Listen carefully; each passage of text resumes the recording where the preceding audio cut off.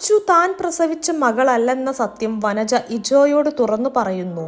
ഇജോ വഴി ഈ സത്യം അറിയുന്ന അച്ചു വനജയുമായുള്ള എല്ലാ പിണക്കങ്ങളും പറഞ്ഞ് അവസാനിപ്പിക്കുവാനായി വീട്ടിലേക്ക് വരുമ്പോഴാണ് അവിടെ വെച്ച് ചീരക്കാരി ലളിതയുടെ മകളെ വനജ എടുത്തു വളർത്തുന്ന കാര്യം അവൾ അറിയുന്നത്.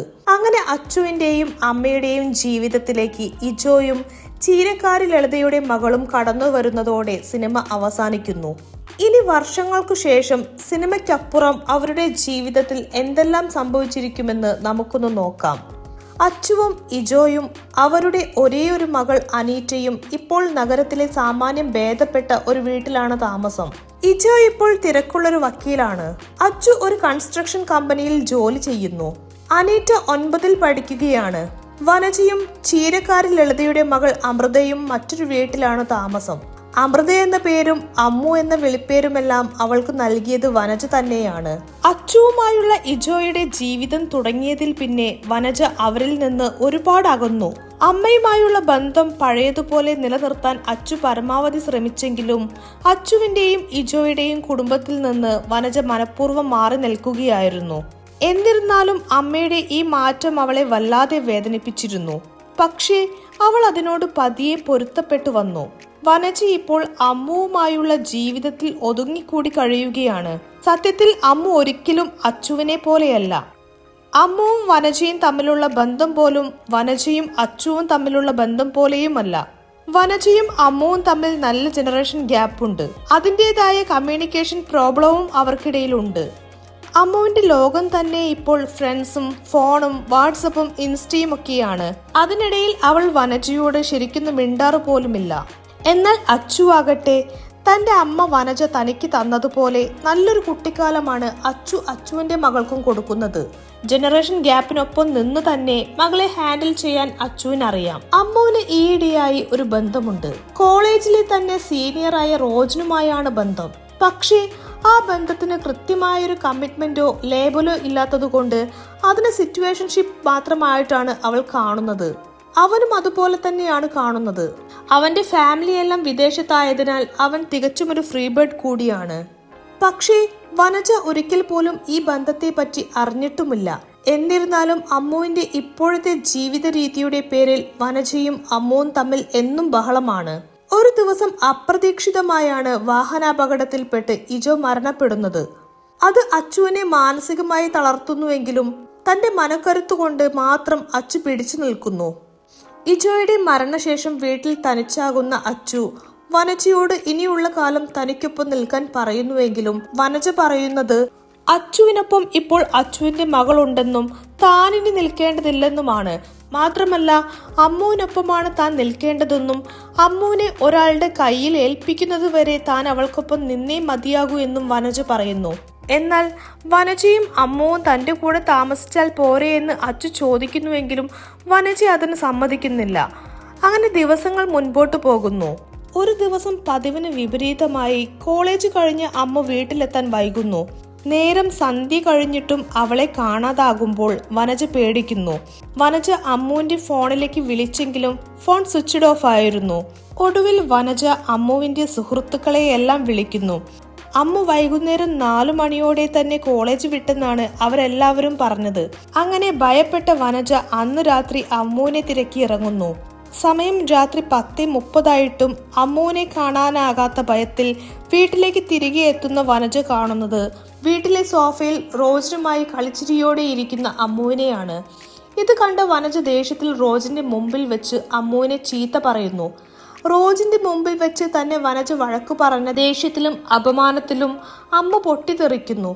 വനജയ്ക്ക് മറ്റുള്ളവർ നന്നായി ജീവിക്കുന്നത് ഇഷ്ടമല്ലെന്നും ഒരു ഭർത്താവില്ലാത്തതിന്റെ കുഴപ്പം കൊണ്ടാണ് മറ്റുള്ളവർ സന്തോഷിക്കുമ്പോൾ വനജ അസൂയപ്പെടുന്നതെന്നുമൊക്കെ അമ്മ വിളിച്ചു പറയുന്നു. അച്ചുവും ഇജോയും സന്തോഷമായി ജീവിക്കുന്നത് കണ്ടിട്ടും ഇതേ അസൂയ കാരണമാണ് വനജ അവരിൽ നിന്ന് അകന്നു നിൽക്കുന്നതെന്നും അവൾ കുറ്റപ്പെടുത്തുന്നു. അമ്മുവിന്റെ ഈ വാക്കുകൾ വനജയെ വേദനിപ്പിക്കുന്നു. കൂട്ടത്തിൽ ചീരക്കാരി ലളിതയുടെ മകളായ തന്റെ മുകളിൽ ഒരു പെറ്റമ്മയുടെ അവകാശമെന്നും വനജ എടുക്കേണ്ടെന്നും അമ്മു പറയുന്നു. അതും പറഞ്ഞ് ആ രാത്രിയിൽ തന്നെ റോജിന്റെ കൂടെ അവൾ ഇറങ്ങിപ്പോകുന്നു. ഇതെല്ലാം വനജയെ മാനസികമായി തളർത്തുന്നു. പിറ്റേ ദിവസം കാലത്ത് അച്ചുവിന്റെ ഫോൺ കോൾ വനജയ്ക്ക് വരുന്നു. അമ്മുവിന്റെ ഇൻസ്റ്റാ പോസ്റ്റ് കണ്ടാണ് അച്ചു വനജയെ വിളിച്ചത്. അമ്മുവും റോജിനും ഒരു ഓൾ ഇന്ത്യൻ ട്രിപ്പ് പോകുന്നതിന്റെ അനൗൺസ്മെന്റ് കൊടുത്തിട്ടുണ്ട് ഇൻസ്റ്റയിൽ. അത് കണ്ടാണ് അച്ചു വിളിച്ചത്. ആരാണ് റോജിൻ, എന്താണ് സംഭവിക്കുന്നത് എന്നൊക്കെ ചോദിക്കുന്ന അച്ചുവിന് മുമ്പിൽ വനജ പൊട്ടിക്കരയുന്നു. അങ്ങനെ അച്ചു വനജയെ കാണാൻ പോകുന്നു. അച്ചുവിനെ നേരിൽ കണ്ട വനജ നടന്ന കാര്യങ്ങളെല്ലാം പറയുന്നു. എല്ലാം പറഞ്ഞു കരഞ്ഞുകൊണ്ടിരിക്കുന്നതിനിടയ്ക്ക് വനജയ്ക്ക് ഹൃദയാഘാതം വരുന്നു. അങ്ങനെ ഹോസ്പിറ്റൽ ICUവിലാകുന്ന വനജയെ അച്ചു കൂടെ നിന്ന് പരിപാലിക്കുന്നു. ഏറെ വർഷങ്ങൾക്ക് ശേഷമാണ് അച്ചുവിനും വനജയ്ക്കുമിടയിൽ ഇതുപോലൊരു സ്നേഹബന്ധം പ്രകടിപ്പിക്കുവാനുള്ള അവസരം കിട്ടുന്നത്. മാത്രമല്ല അച്ചുവും വനജയും പഴയതുപോലെ വീണ്ടും അടുക്കുകയായിരുന്നു. അങ്ങനെ കുറച്ചു ദിവസങ്ങൾക്കുള്ളിൽ തന്നെ അച്ചുവും വനജയും തമ്മിലുള്ള ആത്മബന്ധവും രണ്ടുപേർക്കിടയിലുള്ള സമയവുമെല്ലാം പണ്ടത്തേതുപോലെ വികസിച്ചു വരുന്നു. ഇപ്പോൾ വനജയുടെ ആരോഗ്യം മെച്ചപ്പെട്ടുകൊണ്ടിരിക്കുകയാണ്. മാത്രമല്ല അച്ചുവും വനജയും അനീറ്റയുമെല്ലാം വളരെയധികം സന്തോഷത്തിലാണ്. അങ്ങനെ ദിവസങ്ങൾ മുൻപോട്ട് പോകുന്നു. ഒരു ദിവസം വനജയുടെ ഫോണിലേക്ക് ഒരു കോൾ വരുന്നു. അതെടുക്കുന്നത് അച്ചുവാണ്. അത് രാജസ്ഥാനിൽ നിന്നുള്ള കോളായിരുന്നു. രാജസ്ഥാനിലെ ബ്രഹ്മ ടെമ്പിളിനടുത്ത് വെച്ചുണ്ടായ ഒരു അപകടത്തിൽപ്പെട്ട അമ്മു ഹോസ്പിറ്റലിൽ അഡ്മിറ്റ് ആയെന്നും അപകടത്തിൽപ്പെട്ട അമ്മുവിന്റെ ഉത്തരവാദിത്തം ഏറ്റെടുക്കാതെ റോജിൻ മുങ്ങിയെന്നുമൊക്കെയായിരുന്നു കോൾ ചെയ്തയാൾ പറഞ്ഞത്. ആ കോൾ ചെയ്തത് മറ്റാരുമല്ലായിരുന്നു, അത് അമ്മു തന്നെയായിരുന്നു. എല്ലാം കേട്ട അച്ചു വിവരങ്ങളെല്ലാം വനജയോട് പറയുന്നു. വനജയുടെ ആരോഗ്യം ശരിയല്ലാത്തതിനാൽ അച്ചുവാണ് അമ്മുവിനെ കാണാൻ പോയത്.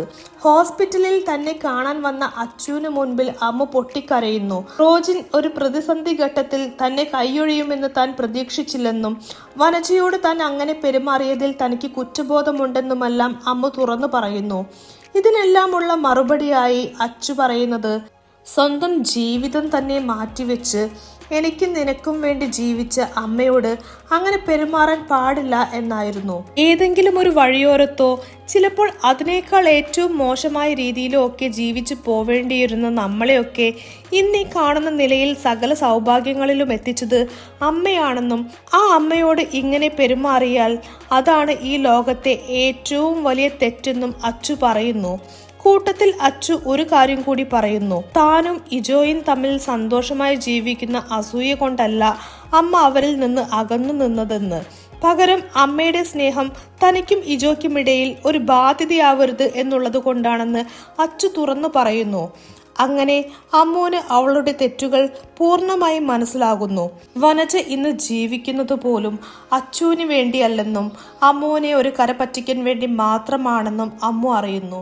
അങ്ങനെ മാസങ്ങൾക്കു ശേഷം വനജയും അച്ചുവും അമ്മുവും അനീറ്റയുമെല്ലാം ഇപ്പോൾ ഒരു വീട്ടിലാണ് താമസം. വനജ ബാക്കി 3 പേർക്കും അവരുടെ അമ്മയാണിപ്പോൾ. അതുകൊണ്ടാവാം ഇപ്പോഴവരുടെ വീടിന്റെ പേര് അത് അമ്മക്കിളിക്കൂട് എന്നാണ്.